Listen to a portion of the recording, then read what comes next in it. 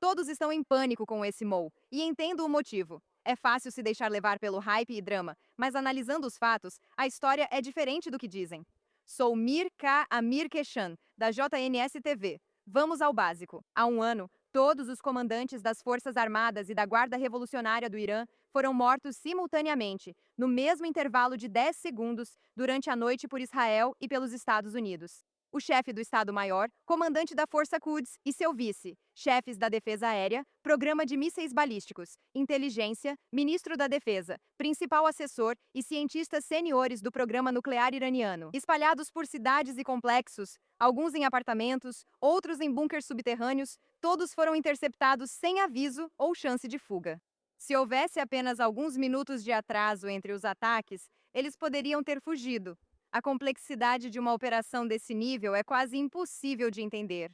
Assim como as mentes por trás disso, que vêm pensando fora da caixa e além dos limites da realidade desde o início. Nos últimos meses, presenciamos demonstrações militares extraordinárias, antes inimagináveis. E há um motivo para eu te contar isso. Veja, existem dois tipos de otimistas. O primeiro tipo é o otimista ingênuo, o otimista em negação.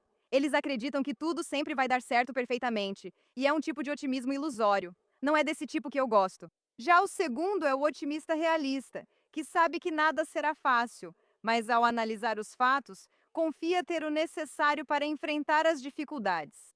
Ser esse tipo de otimista não é, na verdade, falta de conhecimento, é enxergar a realidade com clareza, e é isso que estamos aqui para fazer agora. Porque para entender este memorando de entendimento, é preciso lembrar o contexto do acordo. O que Israel conquistou nos últimos anos é realmente milagroso. Parte disso ocorreu sem o total apoio da administração americana, diferente do que muitos pensam. Os reféns foram trazidos para casa, cada um deles, inclusive aqueles que diziam que nunca conseguiriam voltar. Israel foi aconselhado a não entrar em Rafa nem realizar várias ações que acabou fazendo, e assim os reféns retornaram. A premissa de que moderação e acordos vão produzir resultados melhores muitas vezes está errada, e as pessoas que disseram isso estavam certas. Com o Hezbollah, que reuniu 150 mil foguetes e mísseis apontados para cidades israelenses, o maior arsenal terrorista não estatal da história, eles foram reduzidos a uma fração de sua capacidade.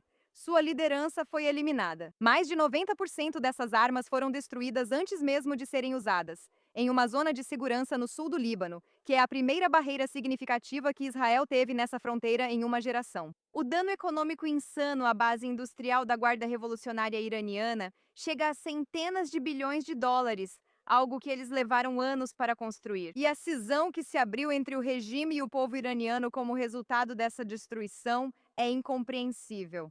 Regimes incapazes de entregar resultados ao povo acabam caindo, e Israel, de várias formas, criou essas condições. E então há aquilo que Netanyahu chamou de a maior conquista de todas, que foi a quebra da barreira do medo.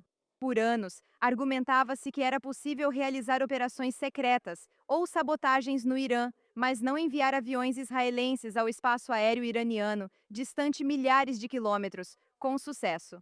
As consequências seriam imprevisíveis e as ações muito perigosas. Esse argumento tinha um peso gravitacional que moldou o pensamento estratégico israelense por décadas. E então Israel fez isso. E o mundo não acabou. E o Irã não conseguiu reverter nada com sucesso. E o que foi revelado é que a barreira sempre foi um espelho refletindo a própria hesitação de Israel de volta para si mesmo. Depois de cruzá-la, a barreira permaneceu rompida. A doutrina de segurança de Israel mudou para sempre. Israel está cheio de feitos incríveis com ou sem os Estados Unidos. E isso não vai mudar. O que mudou é que Israel não vai mais simplesmente aceitar inimigos que juram destruí-los sem trabalhar seriamente para garantir que isso não aconteça. Israel aprendeu essa lição e seus inimigos não devem ser subestimados, mesmo que seus aliados não tenham o mesmo entendimento. Embora, se você me perguntar, parece que os Estados Unidos estão percebendo ultimamente tudo o que os israelenses já entendiam de forma instintiva, que não se pode negociar com terroristas radicais. Acho que temos prova disso. E você não precisa ir muito longe além da expressão do Vance quando ele foi ignorado pelos representantes iranianos nas últimas rodadas de negociações. Com isso em mente, vamos falar sobre o acordo, que não é um contrato assinado, apesar das tentativas de parecer que é.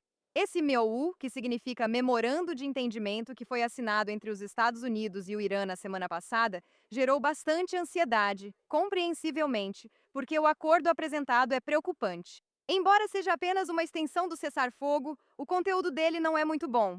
O MOU não trata do programa de mísseis balísticos do Irã, ameaça já percebida por israelenses e estados do Golfo. Ele não aborda o apoio do Irã aos seus representantes na região, que literalmente criaram um terrorismo caótico em todo o Oriente Médio. Ele abre o Estreito de Hormuz, mas impede o Irã de cobrar taxas após 60 dias de negociação. Autoridades iranianas afirmaram que o estreito seguirá sob controle iraniano. Isso implica que o preço do petróleo aumentará de forma permanente devido a esses custos, e não apenas por eventos globais. Inclui um fundo de reconstrução de 300 bilhões de dólares para o Irã, que provavelmente será usado para armas nucleares e apoiar aliados, mesmo com exigência de comprovação contrária. E foi assinado. Enquanto a infraestrutura nuclear do Irã já foi destruída, sua liderança militar decapitada e sua economia em queda livre. Isso significa que os Estados Unidos agora têm sua posição de negociação mais forte contra o Irã e saiu com um acordo que muitas pessoas sérias, incluindo muitos republicanos sérios, acham que cedeu demais. Aliás, tem uma teoria sobre como isso aconteceu. Com Trump escolhendo entre Vance e Rubio, deu a Vance a oportunidade de agir como queria, algo que Rubio não aprovava. E se Vance falhasse, Rubio poderia assumir o controle. Eu pessoalmente ficaria feliz, pois acho que Rubio entende o Oriente Médio e o mundo melhor que qualquer outro possível futuro presidente dos Estados Unidos. Mas mesmo que Rubio vença as próximas eleições devido ao sucesso em derrubar o regime, porque o acordo de Vance simplesmente desmorona, como parece provável, eventualmente alguém vai assumir a liderança dos Estados Unidos que não entende a importância do Oriente Médio. Os planos de islamização que tomaram os Estados Unidos e a Europa e dos quais Israel tem estado na linha de frente, e esse é o futuro. O que as pessoas vivenciam agora com este memorando de entendimento é uma amostra desse futuro, mostrando como pode ser se houver alguém que agrada a um grupo crescente de americanos contrários à intervenção. A boa notícia é que, até agora, os iranianos querem encerrar o acordo por conta própria, como você já sabe. Eles nunca estiveram realmente interessados em um acordo de verdade. Se minha teoria estiver certa, saberemos em breve. Rubio viaja ao Oriente Médio esta semana e deixou claramente toda a defesa pública do acordo para Vance. E as pessoas que o acompanham há anos acham, no mínimo, inconcebível que ele abandone suas posições históricas em política externa para defender um acordo que dá ao Irã 300 bilhões de dólares para reconstrução em troca de compromissos que eles nunca cumprirão. Está claro que todos esperamos que esse acordo não ocorra, não só porque mostraria que Israel está certo, mas também pelos riscos do Irã conseguir o que Vance promete, o que é assustador. Mas o fato de ser assustador não significa que não podemos lidar com isso. E aqui está o que eu quero que você se lembre durante toda essa incerteza. Não estou pedindo que acredite que tudo vai ficar bem só porque tudo sempre dá certo e Deus está com Israel. Estou pedindo para você olhar para as evidências específicas, documentadas e verificáveis do que foi construído, do que foi comprovado e do que foi superado. E para entender que as mesmas pessoas que fizeram tudo isso ainda estão aqui, e ainda pensando, e ainda liderando a partir de uma posição de competência demonstrada, conquistada nas circunstâncias mais difíceis possíveis. E que o caminho à frente pode ser difícil, mas somos fundamentalmente mais fortes, mais capazes, um adversário mais perigoso para qualquer um que nos ameace do que jamais fomos em nossa história. E essa é a única conclusão que as evidências realmente sustentam no caso do memorando de entendimento. Eu sou Yerk e vejo vocês na próxima vez.